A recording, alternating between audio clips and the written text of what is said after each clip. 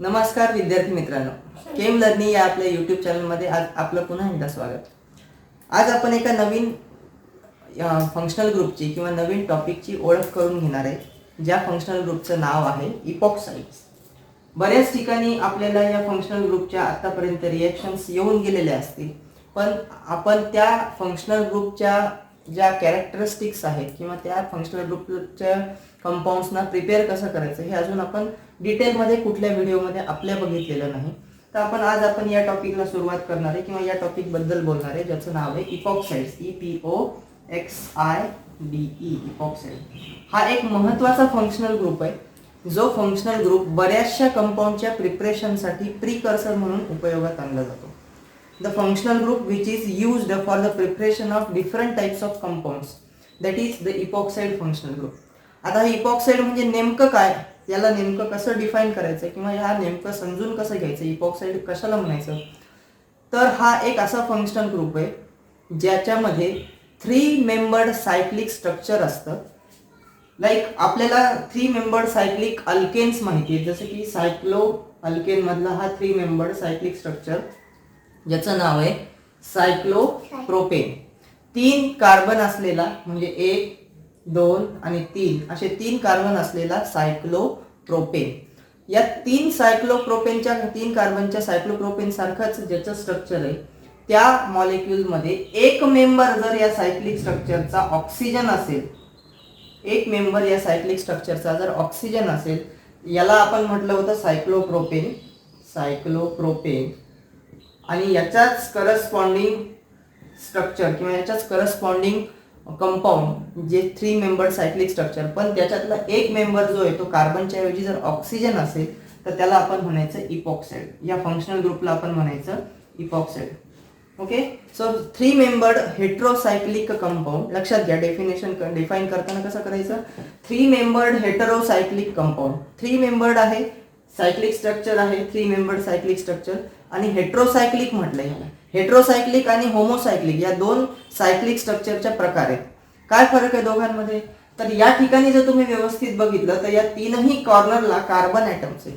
म्हणजे हे जे सायक्लिक स्ट्रक्चर आहे याच्या 3ही ठिकाणी 3ही कॉर्नर्सला एकच सेम ॲटम आहे, कार्बन ॲटम आणि कार्बन ॲटम. या टाईपचं स्ट्रक्चर जर असेल तर त्याला म्हणायचं होमोसायक्लिक. काय म्हणायचं, होमोसायक्लिक स्ट्रक्चर.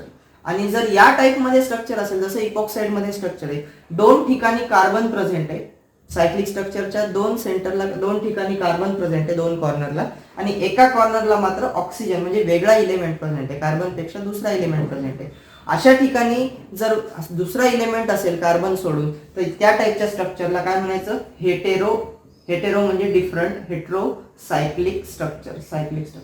म्हणून इपॉक्साइडला डिफाईन करताना किंवा इपॉक्साइड्स म्हणजे काय सांगताना आपण असं सांगतो की 3 membered heterocyclic structure containing oxygen and 2 carbon atoms is called epoxide functional group. लक्षात आलं. तर 3 membered heterocyclic structure containing oxygen atom as a part of cyclic structure is called epoxide structure. या इपॉक्साइडला दुसरं एक नाव आहे, या इपॉक्साइड फंक्शनल ग्रुपला दुसरं एक नाव आहे, ज्याला म्हटलं जातं ऑक्सिरेन. OXIRANE ऑक्सिरेन्स. म्हणजे हेटेरोसायक्लिक नॉमेनक्लेचर मधली ही एक पद्धत आहे ऑक्सिरेन म्हणण्याची. ऑक्सिजनच्या कंपाऊंड्सना ऑक्सिरेन्स असं म्हटलं जातं. हेटेरोसायक्लिक स्ट्रक्चर ज्यांच्यामध्ये सगळे सिंगल बॉन्ड्स आहेत आणि ऑक्सिजन हा पार्ट आहे सायक्लिक स्ट्रक्चरचा, अशा टाईपच्या स्ट्रक्चर्सना ऑक्सिरेन्स म्हटलं जातं. काय म्हटलं जातं, oxirane structures. So epoxide functional group म्हणजे 3 membered heterocyclic compound containing 1 oxygen atom. Okay, now we will discuss the nomenclature of epoxide containing functional group containing compounds. Let us see the nomenclature.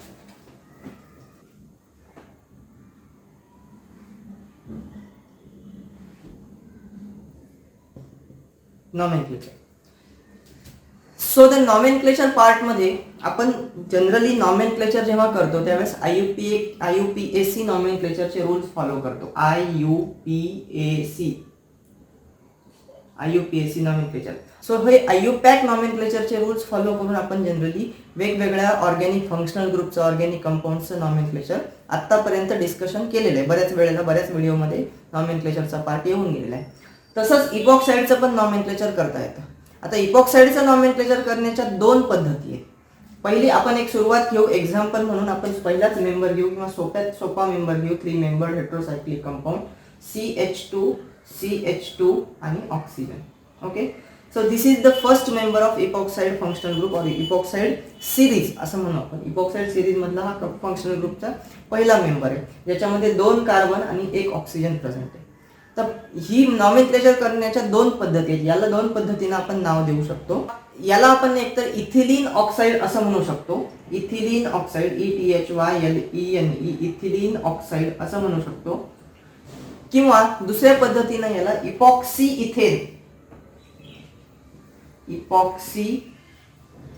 Ethane असं सुद्धा म्हणता येतं.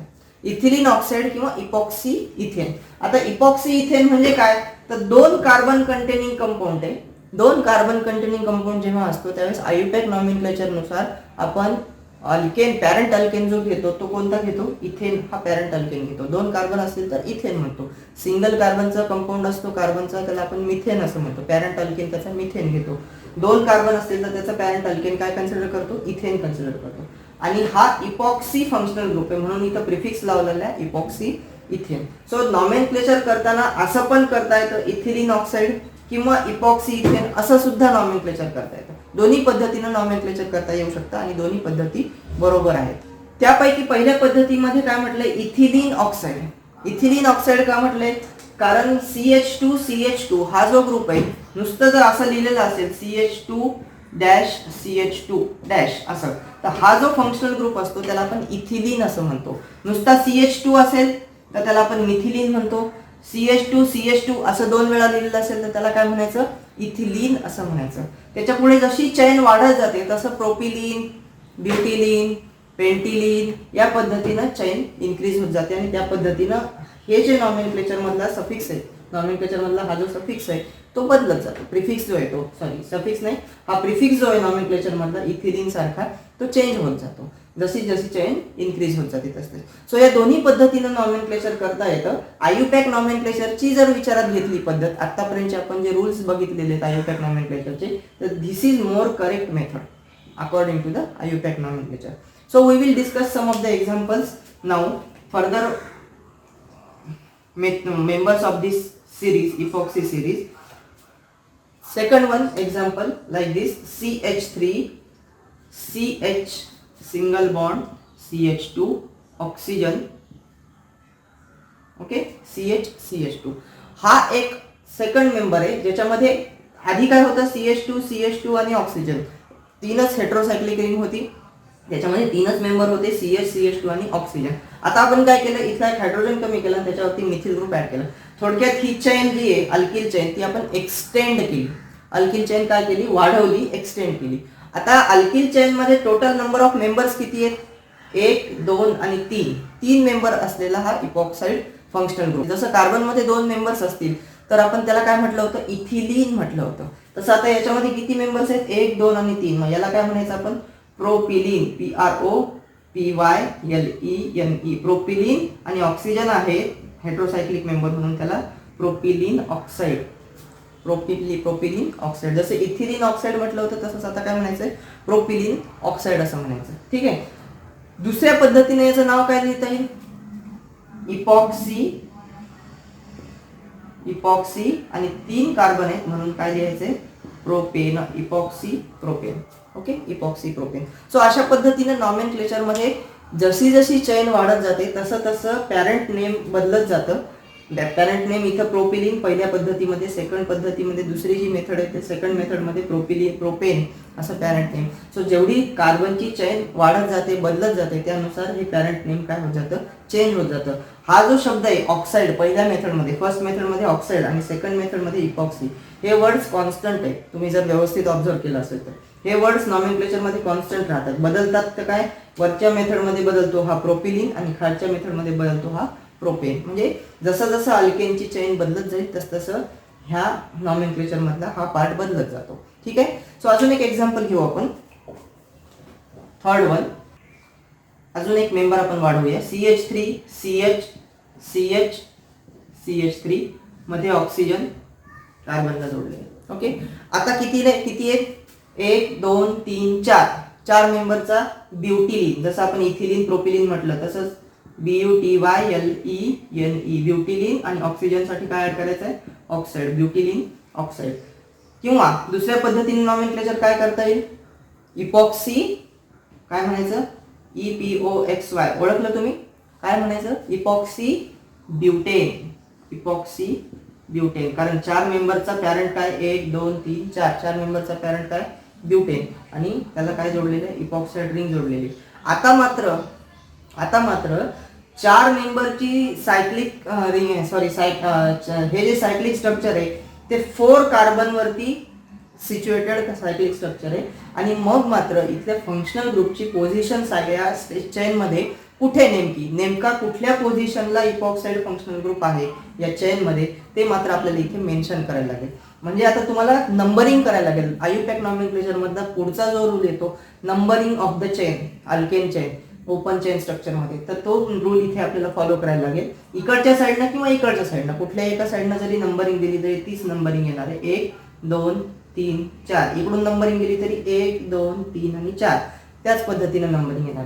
आणि 2 आणि 3 या 2 carbon वरती epoxy group आहे, बरोबर, सेंटरच्या 2 कार्बन वरती इपॉक्सी ग्रुप आहे, म्हणून इपॉक्सी ग्रुपची पोझिशन 2,3 इपॉक्सी ब्युटेन, असं याचं नॉमेनक्लेचर, परफेक्ट नॉमेनक्लेचर म्हणता येईल. आयुपॅक नॉमेनक्लेचरच्या रूल नुसार परफेक्ट नॉमेनक्लेचर काय, 2,3 इपॉक्सी ब्युटेन, असं याचं परफेक्ट नॉमेनक्लेचर होईल. आता अजून एक पुढचं एक्झाम्पल घेऊ आपण, ज्याच्यामध्ये थोडं वेगळं एक्झाम्पल, याच्यामध्ये ओपन चेन स्ट्रक्चर अल्केनच्या ऐवजी सायक्लिक स्ट्रक्चर असलेला अल्केन आपण घेऊया. फॉर एक्झाम्पल सायक्लोहेक्सेन, आपल्याला सगळ्यांना माहिती आहे हा जो स्ट्रक्चर आहे तो त्याला आपण सायक्लोहेक्सेन असं म्हणतो, सायक्लोहेक्सेन. आणि या सायक्लोहेक्सेनला आपण इपॉक्साइड फंक्शनल ग्रुप जोडूया, ऑक्सिजन इथे जोडलाय. आता सायक्लोहेक्सेन स्ट्रक्चर मध्ये दुसरीकडे कुठेही सबस्टिट्यूशन नाही, पण सायक्लोहेक्सेन मध्ये टोटल 1 2 3 4 5 आणि 6 कार्बन ऍटम्स आहेत. आणि या 6 कार्बन ऍटम पैकी ऑक्सिजन हा नेमका कुठल्या 2 कार्बनला जोडलेला आहे, तर ते मेन्शन करण्यासाठी इथे नंबरिंग करायला लागेल या पद्धतीनं, 1 2 3 4 5 आणि 6. फर्स्ट आणि 2, 1 आणि 2 या 2 कार्बन वरती जर इपॉक्साइड फंक्शनल ग्रुप असेल, ऑक्सिजन जर असेल, तर आपल्याला नॉमेनक्लेचर करताना असं करायला लागेल, 1,2 इपॉक्सी सायक्लोहेक्सेन, 1,2 इपॉक्सी सायक्लोहेक्सेन. अशा पद्धतीने हे नॉमेनक्लेचर करता येईल. वेगवेगळे एक्झाम्पल्स तुम्ही घेऊ शकता, त्याच्यात वेगवेगळे सबस्टिट्यूशन्स ऍड करू शकता. फक्त तुम्हाला काय करायचंय, पॅरेंट अल्केन काय आहे तो बघायचा आहे, तो समोर शेवटी लिहायचा आहे, आणि त्याच्या अगोदर इपॉक्साइड फंक्शनल ग्रुप ज्या पोझिशनला असेल पॅरेंट अल्केन मध्ये, ती पोझिशन फक्त इथे मेन्शन करायची. जसं आपण इथे मेन्शन केले, 1 आणि 2 कार्बनला काय अटॅच आहे, इपॉक्साइड ग्रुप अटॅच आहे किंवा ऑक्सिजन अटॅच आहे, म्हणून इथे आपण लिहिले 1,2 इपॉक्सी सायक्लोहेक्सेन. इतकं सोपं हे नॉमेनक्लेचर आहे. या इपॉक्साइड फंक्शनल ग्रुपचे नॉमेनक्लेचर करणे ही फार काय अवघड गोष्ट नाही, अगदी सोपी गोष्ट आहे. त्यामुळे आपण एवढे लिमिटेड एक्झाम्पल्स घेऊ. तुम्हाला अजून काही एक्झाम्पल्स सुचतात का ते पहा, त्या एक्झाम्पल्सचं नॉमेनक्लेचर करा आणि मला पोस्ट करा, शेअर करा, आपण डिस्कशन त्याच्यावरती करू. आता आपण काही इपॉक्साइडच्या प्रिपरेशनच्या मेथड्स बघू. ओके, इपॉक्साइड प्रिपेअर कसं करायचं, एकदा नॉमेनक्लेचर आपण शिकलो इपॉक्साइडचं, इपॉक्साइड नॉमेनक्लेचर कसं करायचं, इपॉक्साइड म्हणजे काय समजून घेतलं. त्याच्यानंतर आता आपण इपॉक्साइडच्या प्रिपरेशन मेथड्स बघू. Preparation of epoxides, PREPARATIONMETHODS, preparation methods. Okay, तयार करण्याच्या पद्धती, हाऊ टू प्रिपेअर. कुठलाही फंक्शनल ग्रुप जेव्हा आपण समजून घेतो, त्याचं नॉमेनक्लेचर समजून घेतो, तेव्हा तो तयार कसा करायचा, लॅबोरेटरीमध्ये तो प्रिपेअर कसा करायचा, सिंथेसिस कसा करायचा, त्याच्या काही मेथड्स असतात. त्यातल्या 1 2 3 मेथड आपल्याला डिस्कस करायच्या या व्हिडिओमध्ये. त्यातली पहिली मेथड जी आहे, फर्स्ट मेथड जी आहे, त्याच्यामध्ये आपण ऑक्सिडेशन करणार आहे. कशाचं ऑक्सिडेशन, तर कार्बन कार्बन डबल बॉन्डचं oxidation by oxidation of alkene. कशाचं ऑक्सिडेशन, ALKENE. आपण काय करणार आहे, ऑक्सिडेशन करणार आहे. कशाचं ऑक्सिडेशन, अल्कीनचं ऑक्सिडेशन. अल्कीनचं ऑक्सिडेशन करून आपण इपॉक्साइड्स प्रिपेअर करणार आहे. एक पहिलं एक्झाम्पल घेऊ आपण, सोपं example, CH2 double bond CH2 हा इथिलीन मॉलिक्यूल आहे, ETHYLENE, किंवा इथिन ज्याला आपण म्हणतो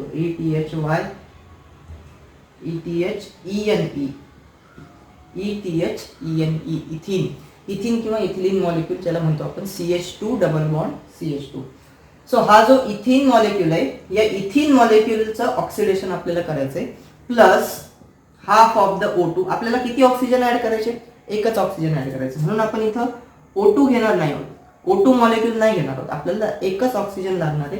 म्हणून लिहिताना आपल्याला लिहायचंय half of the O2. Half of the O2 याचा अर्थ एक ऑक्सिजन होतो. O2 मध्ये किती ऑक्सिजन ॲटम्स आहेत? 2 ॲटम्स आहेत. आणि याचा हाफ जर केला तर आपल्याला काय मिळतो? एकच ऑक्सिजन ॲटम मिळतो. म्हणून लिहिताना आपण काय लिहिणार आहे? Half of the O2. आपल्याला रिक्वायर्ड तेवढाच आहे, म्हणून लिहायचंय half of the O2. Catalyst म्हणून इथे आपण सिल्वर मेटल वापरणार आहे. सिल्वर मेटल जो असतो तो ऑक्सिडायझिंग एजंट म्हणून ऍक्ट करतो. या सिल्वरची आणि ऑक्सिजनची आधी रिएक्शन होते, त्याच्यापासून AgO सिल्वर ऑक्साईड तयार होतो, जो ऑक्सिडायझिंग एजंट म्हणून ऍक्ट करतो, आणि मग तो या कार्बन कार्बन डबल बॉन्डचं ऑक्सिडेशन करतो. ऑक्सिडेशन म्हणजे काय? तर ऑक्सिडेशन ऑक्सिजनच्या टर्म्समध्ये जेव्हा आपण ऑक्सिडेशन डिफाईन करतो तेव्हा असं आपण म्हणतो की addition of oxygen is called as oxidation. कुठल्याही डबल बॉन्डला किंवा कुठल्याही कंपाऊंड मध्ये जेव्हा आपण ऑक्सिजन ऍड करतो, ऑक्सिजन ॲटम किंवा ऑक्सिजन इलेमेंट आपण ऍड करतो, त्यावेळेला त्याला काय म्हणतो आपण? ऑक्सिडेशन रिएक्शन किंवा ऑक्सिडेशन असं म्हणतो.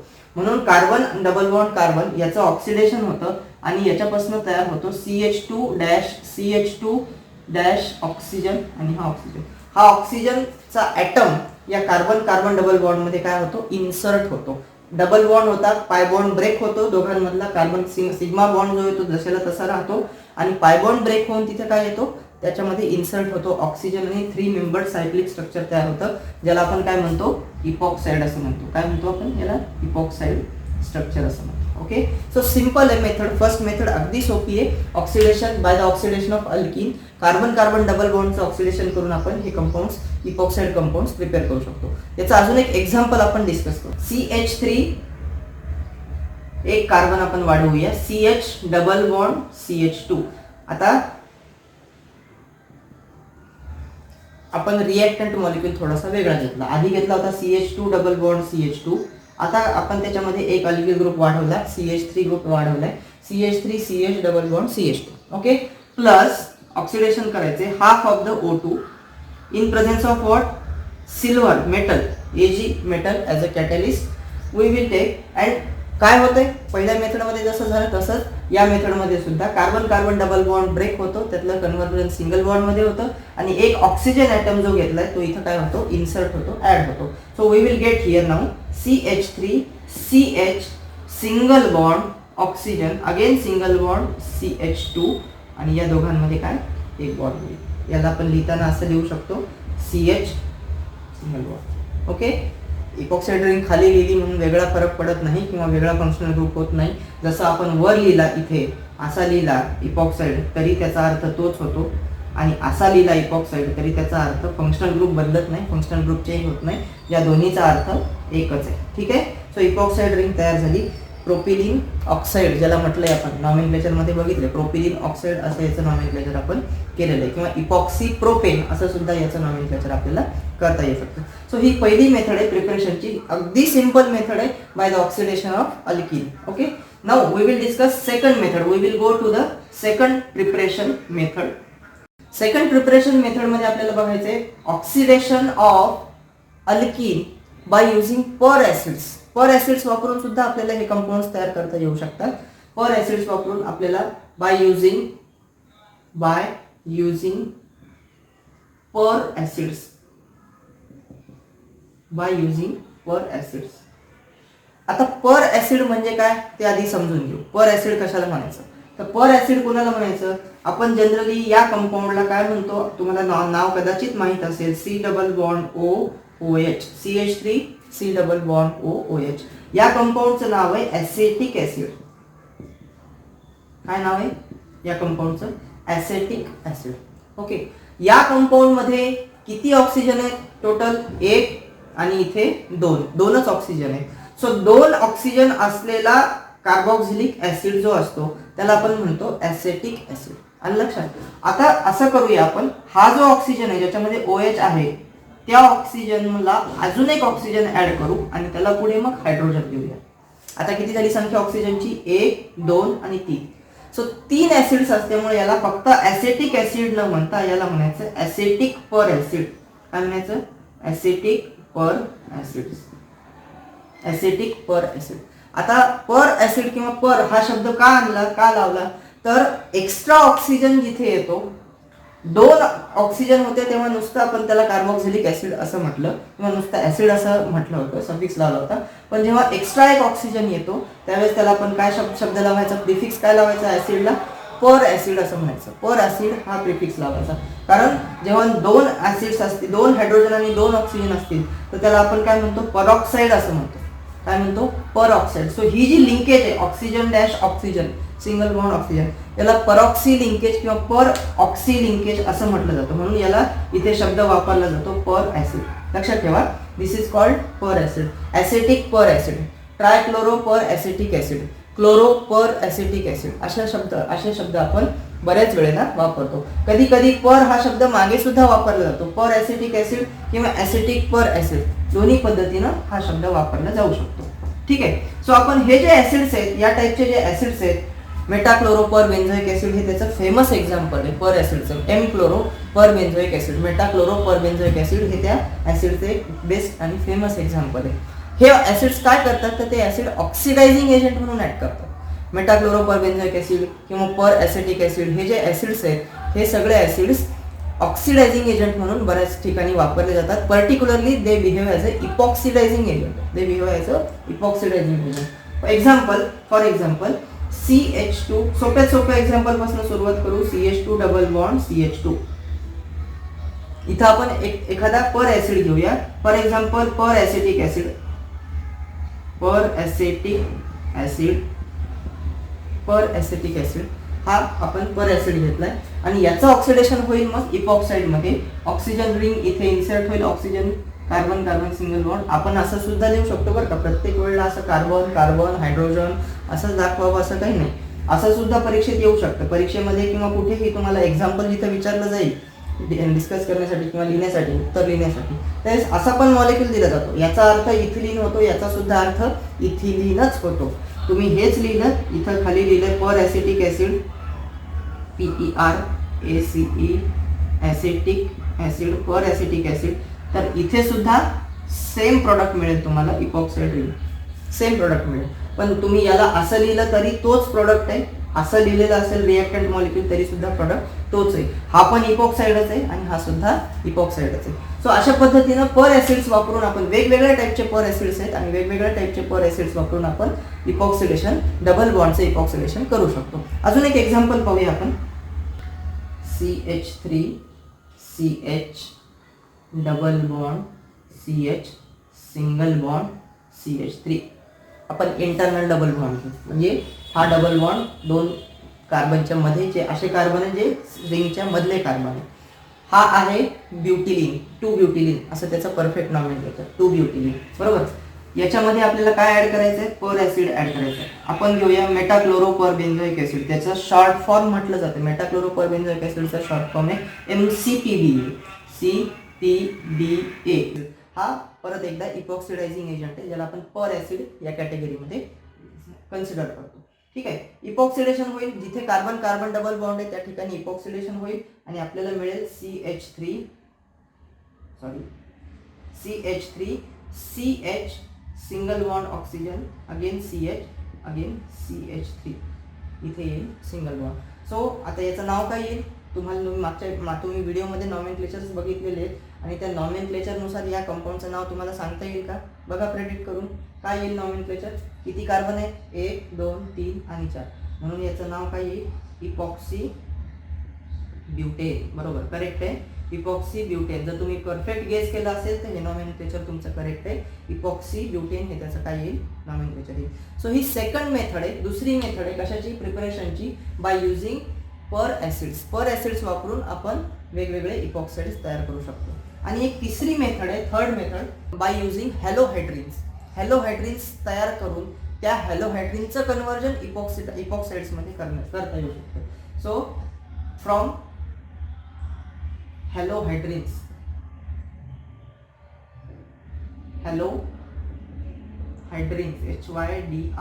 HYDRINES from halohydrins. स्पेलिंग लक्षात घ्या, कदाचित व्हिडिओमध्ये क्लिअर दिसत नसेल. HALOHYDRINES DRINES, हॅलोहायड्रिन्स. आता हा हॅलोहायड्रिन हा काय प्रकार आहे ते आधी समजून घेऊ. हॅलोहायड्रिन कोणाला म्हणायचं? ज्या कंपाऊंड्समध्ये हॅलोजन्स प्रेझेंट असतात. आपल्याला माहिती आहे एक्स म्हणजे हॅलोजन आपण एक्स न दाखवतो जनरली, आणि एक्स या ठिकाणी एक्स इज इक्वल टू काय? फ्लोरीन सोडून ब्रोमीन, क्लोरीन किंवा iodine. Bromine or chlorine or iodine या तिन्हीपैकी कुठलाही एक हॅलोजन असू शकतो एक्स म्हणजे, आणि त्याच्या ॲडजसंट कार्बनवरती काय असू शकतो? OH ग्रुप म्हणजे हायड्रॉक्सी ग्रुप असू शकतो. या ग्रुपला आपण म्हणतो हायड्रॉक्सी. काय म्हणतो आपण? हायड्रॉक्सी. सो OH असेल तर त्याला हायड्रॉक्सी असं म्हणायचं, आणि एक्स म्हणजे हॅलोजन ग्रुप. या दोन्हीचं कॉम्बिनेशन जर एकाच मॉलिक्यूलमध्ये असेल, हायड्रॉक्सी ग्रुप आणि हॅलोजन या दोघांचंही कॉम्बिनेशन जर एकाच मॉलिक्यूलमध्ये प्रेझेंट असेल, हे दोन्ही सबस्टिट्यूएंट जर एकाच मॉलिक्यूलमध्ये प्रेझेंट असतील, तर त्या कंपाऊंड्सना काय म्हणायचं? हॅलोहायड्रिन्स असं म्हणायचं. आपल्याला जरी हॅलोहायड्रिन्स पासून इपॉक्साइड्स तयार करायचे असतील तरी आपण सुरुवात हॅलोहायड्रिन तयार कसे करायचे तिथपासून करणार आहे. फॉर एक्झाम्पल लक्षात घ्या, आपण ब्रोमीन वॉटर किंवा ब्रोमीनचा हॅलोहायड्रिन तयार करायचा आपल्याला, तर तो कसा तयार करायचा? तर आपण घेणार bromine water Br2 plus H2O. Br2 plus H2O याच्यापासून तयार होईल HOBr प्लस HBr. दोन ब्रोमीन आहे, दोन ब्रोमीन स्प्लिट होतील. तसाच हा वॉटर सुद्धा स्प्लिट होईल. वॉटर स्प्लिट होताना H प्लस आणि OH याच्यामध्ये स्प्लिट होतो. एक हायड्रोजन H प्लस हा Br मायनस सोबत जाईल. इथला जो OH मायनस आहे तो Br प्लस सोबत जाईल, ब्रोमोनियम आयन, आणि त्याच्यातनं आपल्याला मिळेल हॅलो ॲसिड. हा जो कंपाऊंड आहे HOBr हायपोब्रोमस ॲसिड, त्याला आपण हॅलो ॲसिड असं म्हणतो. ॲसिड पण आहे आणि त्याच्यात हॅलोजन ग्रुप पण आहे, म्हणून याला आपण हॅलो ॲसिड्स असं म्हणतो. ठीक आहे, हॅलो ऑक्सी ॲसिड्स असं सुद्धा आपण त्याला म्हणू शकतो. हॅलो. आता हा जो HOBr आहे तो आपण हॅलोहायड्रिन तयार करण्यासाठी पुढे वापरणार. बघा कसं, carbon double bond carbon as a reactant म्हणून घेतला, CH2 double bond CH2 plus HOBr हा हॅलोहायड्रिन तयार करणारा रिएजंट. ओके, HOBr घेतला तर काय होईल? या HOBr मधला जो निगेटिव्ह पार्ट आहे, HOBr मधला निगेटिव्ह पार्ट म्हणजे ऑक्सिजन वरती निगेटिव्ह पार्ट आहे, कारण ऑक्सिजनची इलेक्ट्रोनिगेटिव्हिटी ब्रोमीन पेक्षा जास्ती आहे. सो जे काही इलेक्ट्रॉन्स या दोघांमध्ये शेअर केलेले असतील ऑक्सिजन आणि Br मध्ये, ते इलेक्ट्रॉन्स ऑक्सिजनकडे पोलराइज होतील, आणि ऑक्सिजन असेल निगेटिव्हली डेल्टा निगेटिव्ह पार्ट, आणि ब्रोमीन हा असेल डेल्टा पॉझिटिव्ह पार्ट, आणि या दोघांची ऍडिशन या कार्बन कार्बन डबल बॉन्डला होणार आहे. OH ग्रुप एका ठिकाणी ऍड होईल एका कार्बनवरती, आणि दुसरा ब्रोमीन जो आहे तो दुसऱ्या कार्बनवरती ऍड होईल. मग हे जर ऍडिशन केली आपण, OH एका कार्बनवर आणि ब्रोमीन दुसऱ्या कार्बनवर, ही जर ऍडिशन आपण केली तर कशी होईल ऍडिशन? आपल्याला मिळेल असं, CH2 एका कार्बनवरती ब्रोमीन ऍड झाला. जेव्हा ऍडिशन रिएक्शन होते त्यावेळेला कार्बन कार्बन डबल बॉन्ड जर असेल तर तो डबल बॉन्ड ब्रेक होऊन कन्वर्ट कशात होतो? सिंगल बॉन्ड मध्ये कन्वर्ट होतो. सो कार्बनवरती एका येईल ब्रोमीन आणि दुसऱ्या कार्बनवरती येईल OH म्हणजे हायड्रॉक्सी फंक्शनल ग्रुप. याच्या हा जो कंपाऊंड तयार झाला, या कंपाऊंड मध्ये एका कार्बनवरती हॅलोजन आहे, हॅलोजन म्हणजे ब्रोमीन आहे, आणि दुसऱ्या कार्बनवरती हायड्रॉक्सी ग्रुप आहे, म्हणून हा जो कंपाऊंड प्रिपेअर झाला तो कुठला आहे? हॅलोहायड्रिन.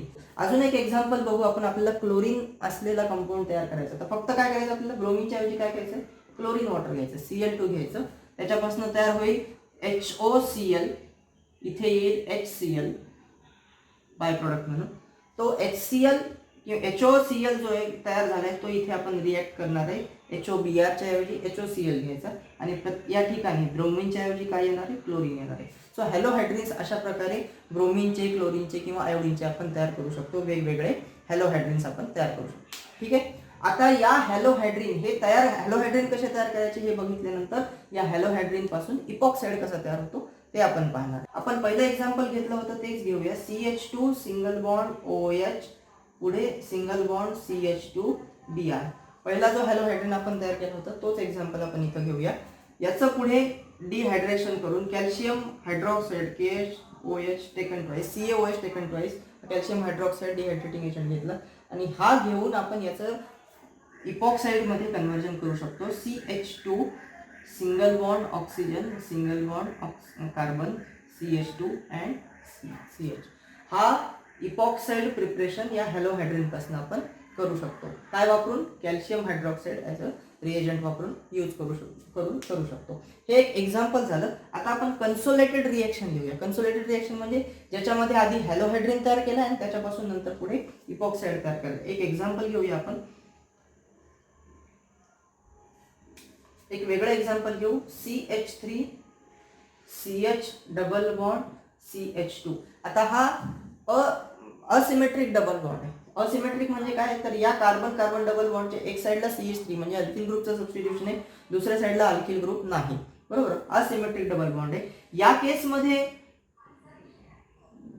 Br2 in H2O bromine water हा जर आपण रिएजंट घेतला हायड्रेशनसाठी, हा जर रिएजंट घेतला तर आता इथे जेव्हा आपण ब्रोमीन आणि OH, एका कार्बनवर ब्रोमीन ऍड होतो, दुसऱ्या कार्बनवरती OH ऍड होतो, हे आपल्याला माहिती आहे. पण इथे प्रॉब्लेम असा आहे की हा जो डबल बॉन्ड आहे तो असिमेट्रिक डबल बॉन्ड आहे आणि असिमेट्रिक डबल बॉन्ड जेव्हा असतो त्यावेळेला आपल्याला ऍडिशनचे 2 रूल्स फॉलो करायला लागतात. एक पहिला रूल असतो तो मार्कोनिकॉफ ऍडिशनचा रूल, दुसरा जो असतो तो अँटी मार्कोनिकॉफ ऍडिशन रूल. आणि या केसमध्ये हॅलोहायड्रिनच्या प्रिपरेशनच्या मेथड्समध्ये किंवा या मेथडमध्ये ऍडिशन ही मार्कोनिकॉफ रूलनुसार ऍडिशन होते. मार्कोनिकॉफ रूलनुसार ऍडिशन होते. म्हणून आपल्याला या ठिकाणी मिळेल CH3. मार्कोनिकॉफ रूल काय सांगतो ऍडिशनचा, की negative part of the reagent goes to that carbon atom which contains less number of hydrogen atom. इथं लेस नंबर ऑफ हायड्रोजन कुणाला आहे, या CH ला आहे. म्हणजे इथे येईल OH CH ला आणि शेवटच्या कार्बनवरती असेल तो Br. आलं लक्षात, CH OH आणि Br या टाईपचा प्रॉडक्ट आपल्याला मार्कोनिकॉफ रूलनुसार मिळेल. याचं पुढे आपण डिहायड्रेशन करतो किंवा कॅल्शियम हायड्रॉक्साईड सोबत त्याची रिएक्शन करतो, CaOH टेकन ट्वाइस, आणि आपल्याला इपॉक्साईड तयार झालेला बघायला मिळतो. CH3 CH2 ऑक्सिजन आणि हा ऑक्सिजन. या पद्धतीने आपल्याला हा प्रॉडक्ट तयार झालेला पाहायला मिळू शकतो. ठीक आहे. सो ही जी मेथड आहे प्रिपरेशनची मेथड, ही थर्ड प्रिपरेशनची मेथड आहे. आपण आज 3 मेथड प्रिपरेशनचे डिस्कस केल्या. नॉमेनक्लेचर आधी डिस्कस केलेलं आहे, त्याच्यानंतर प्रिपरेशन मेथड डिस्कस करतोय. त्या 3 प्रिपरेशन मेथडपैकी पहिली प्रिपरेशन मेथड जी होती ती ऑक्सिडेशनची होती, carbon carbon double bond oxidation using silver metal and oxygen element. त्याच्यानंतर सेकंड मेथड जी बघितली आपण ती पर ॲसिड्स वापरून कार्बन कार्बन डबल बॉन्डचं ऑक्सिडेशन केलं आपण. आणि आता ही तिसरी मेथड आपण बघतोय हॅलोहायड्रिन्स पासून इपॉक्साइड्स कशी तयार करायचे. या तिन्ही मेथड समजून घ्या. वेगवेगळे एक्झाम्पल्स आहेत, ते तुम्ही क्रिएट स्वतः पण करू शकता आणि त्या एक्झाम्पल्स वापरून तुम्ही तुमचे वेगवेगळे नवीन इपॉक्साइडचे प्रॉडक्ट्स तयार करू शकता. तुम्हाला ही मेथड्स कशा वाटल्या, समजल्या का, ते कॉमेंटमध्ये सांगा.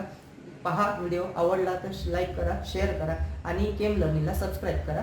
धन्यवाद.